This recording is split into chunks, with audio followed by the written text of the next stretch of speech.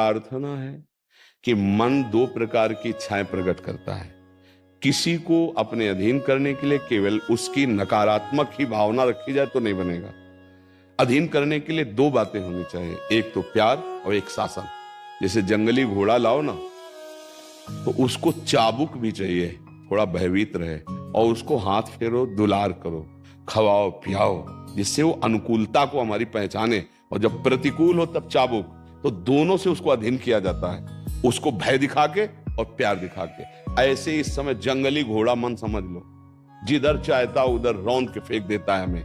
देख लो ना आप, खुली बात है, देख लो ना। वो ठान लिया कि आज ये करना है, और मुस्दी ने दस्तखत कर दिया, हाँ जी करना है। अब आप रो चिल्लाओ, वही करना पड़ेगा जो वो करवाएंगे। देख लो, सब देख लो ना।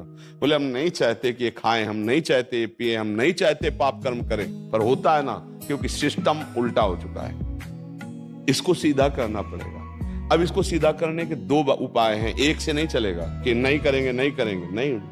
अगर वो अपने पे आ गया तो आप रह नहीं सकते, क्योंकि आपकी तन्मयता है। आप अशांत हो जाएंगे, आप बहुत अशांत हो जाएंगे, आगे चल के हो सकता है डिप्रेशन में चले जाएं, क्योंकि इसी से आपका खेल हो रहा है। अब आप इसको दुलार करना है, और इससे शासन भी।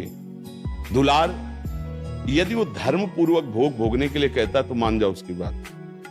हमारी ये बहुत सोधी हुई बात कह रहा हूं, अगर पकड़ लोगे तो आप इसे अधीन कर लोगे। जैसे वो कह रहा है कि आज रसगुल्ला पाना है, ठीक है, कोई गलत बात नहीं। हमारे पास पैसा है, हम दुकान से खरीदते हैं, भगवान को अर्पित करते हैं, प्रभु पा लेते हैं, धर्मयुक्त है, कोई पाप नहीं। अब ये कहता है कि हमें गंदी बात देखना है, बहुत जन्म हो गए नष्ट करते हुए, नहीं। दो वृत्तियों से इसको कब्जा करना है। अगर धर्म पूर्वक कहता है तो हम भोग लेते हैं, और अधर्म पूर्वक कहता है तो नहीं नहीं नहीं। ये दो तो शासन की हुई। अब इसके दो के लिए हमें बल चाहिए, नहीं नहीं के लिए, और ये विवेक चाहिए कि है ये करना ठीक है और ये करना ठीक नहीं। इसके लिए सत्संग और नाम जप, ये दो साधन है। बिल्कुल खुली बात समझ लो, अगर पकड़ लिए तो निहाल हो जाओगे। सत्संग और नाम जप, ये आचार्य महापुरुषों की बात कह रहे सब। मन तो चंचल सबनते, या को कौन उपाय, साधन को हरिभजन है, कै सत्संग सहाय। सत्संग आपको ज्ञान देगा और नाम जप आपको बल देगा। नाम जप के बल से और सत्संग के द्वारा प्राप्त ज्ञान से क्या उचित है क्या अनुचित है निर्णय कर पाओगे। उचित करना है और अनुचित नहीं करने देना, ये बल आपको नाम प्रदान करेगा।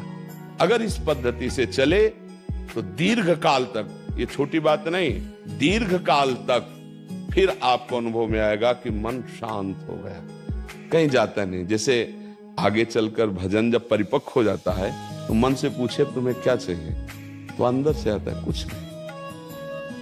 और जाहि न चाहे कबहु कछु, तुम सन सहज सने, बसहु निरंतर तासुर सो राउर निजगे। उसी समय भगवत का साक्षात्कार हो जाता है। हाँ, वो जितने परमानंद में मस्त होता है वो ब्रह्मा को भी परमानंद प्राप्त नहीं है, ये बात समझ लो। जिसको आनंद मिलता है ना हृदय में, इस संसार के भोगों की बात क्या, न पारमेष्ठम न महेंद्र धिष्णम न सार्वभौमम न रसाधिपत्यम न योग सिद्धि अपनर्भवम वा। ओहो, ब्रह्मा का पद उसको अच्छा नहीं लगता, सम्राट पद अच्छा नहीं लगता, रसातल के भोग अच्छे नहीं लगते, योग की सिद्धियां अच्छी नहीं लगती, मोक्ष सुख भी अच्छा नहीं लगता। वो भगवान के प्रेम में डूबा हुआ जीवन को अपने कृतार्थ करता है और लाखों का कल्याण कर देता है। सातरति सातरति सा लोकांत दार्यति। अब इस बात को आप समझो, मन को अधीन करने के ये उपाय आपको बताएं। मन को अधीन करने के लिए जो हमें बल चाहिए वो नाम से मिलेगा, जो हमें ज्ञान चाहिए वो सत्संग से मिलेगा। और मन को दो प्रकार से फांसना है, एक अनुकूल उसकी मांग को पूरी करनी है, प्रतिकूल उसकी मांग पूरी नहीं करनी है। ये अभ्यास आप करो, अगर न जीत जाओ तो हमें कहना, क्योंकि अपने लोग इसी से चले हैं। आज सत्संग जो सुना हो तो धैर्य पूर्वक सुनना, इसी की व्याख्या की, इसलिए कि साधक इसी में परेशान, मेरा मन ऐसा मेरा मन ऐसा। अरे एक बार तो इससे लड़ना सीखो, हार गए हो तुम, इसलिए इसको आप बलवान बनाए हुए। मेरा मन करण है, मैं नहीं हूं, मैं भगवान का अंश हूं, अविनाशी हूं, मुझे परास्त नहीं कर सकता। देखो, फाइनल की बात समझ लीजिए, प्रकृति से कभी आप सुखी नहीं हो सकते। आप परमात्मा के अंश हैं, परमात्मा से ही सुखी होंगे। जैसे आप जिस भोग को देख रहे हैं कि अगर ये भोग मुझे मिल जाए तो सुखी हो जाए, उसे कोई भोग रहा है, वो किसी तीसरे को देखकर ऐसी आकांक्षा कर रहा है जैसा आप कर रहे हो।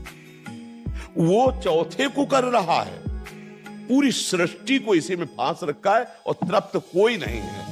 नहीं, आज तक हमें कोई नहीं मिला, न शास्त्र में ऐसा राजा और न प्रगट में ऐसा धनी जो कह दे कि अब कछुनाथ न चाहिए। पूरी सृष्टि में झांक के देखो क्या है। एक है कोई लगन, एक है कोई अगन जिसको तुम जान नहीं पा रहे हो, और उसकी पूर्ति होने पर ही तुम वो शांत हो जाओगे, वो आनंदित हो जाओगे जो कहीं नहीं हुए। कौन है वो? तुम परमात्मा के अंश हो, परमात्मा है वो, प्रभु है वो। हृदय से जुड़ जाओ तो हर गम सहने की सामर्थ्य आ जाएगी, हर विपरीतता से लड़ने की सामर्थ्य आ जाएगी। देखो,